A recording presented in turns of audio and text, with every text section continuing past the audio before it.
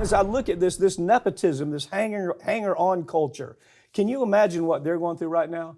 Those folks that their whole life is getting invited to the White House for a White House dinner, being able to take a picture with, with Uncle Joe, and with their arm around the president. These hangers-on are in hell right now, because most of them pay big money to have that kind of access, and now that's even gone. So they're defending him. They have to defend him.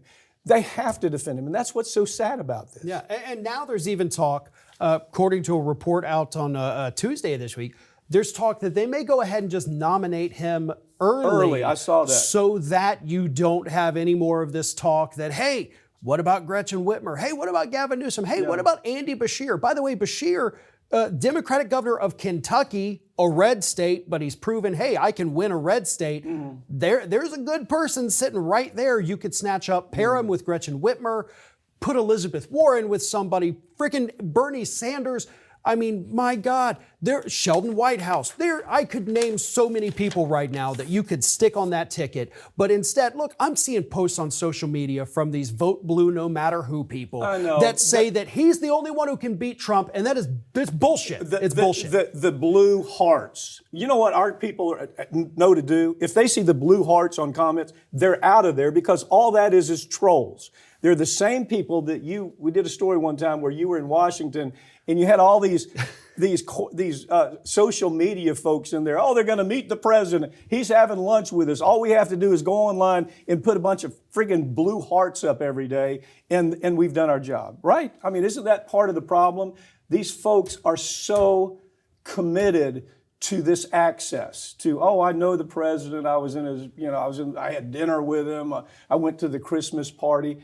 It's just nauseating, man. Look, if Donald Trump got up on that stage and did any of the things that Biden did, if he froze, if he had told us we finally beat Medicare, I would have been doing segments about it.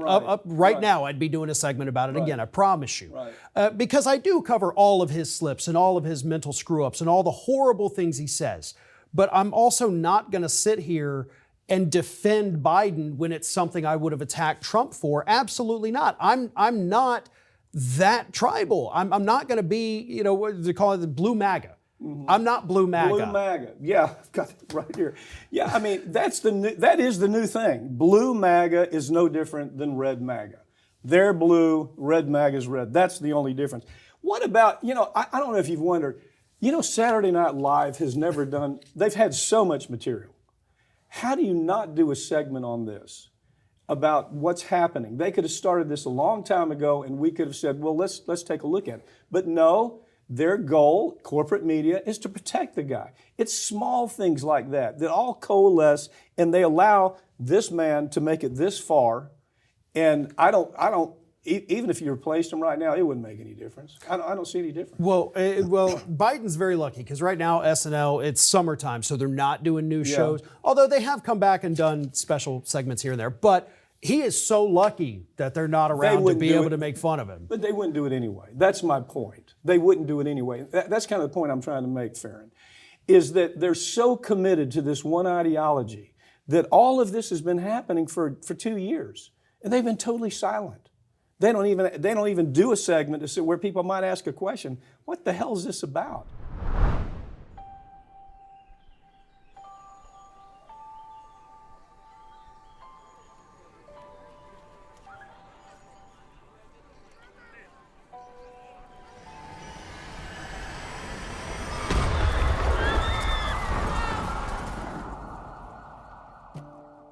That it had helped dirty money flow through its branches around the world, including at least 800... Plaintiffs allege that the defendants provided money and medical goods to terrorist groups Hezbollah and Jaish al-Mahdi.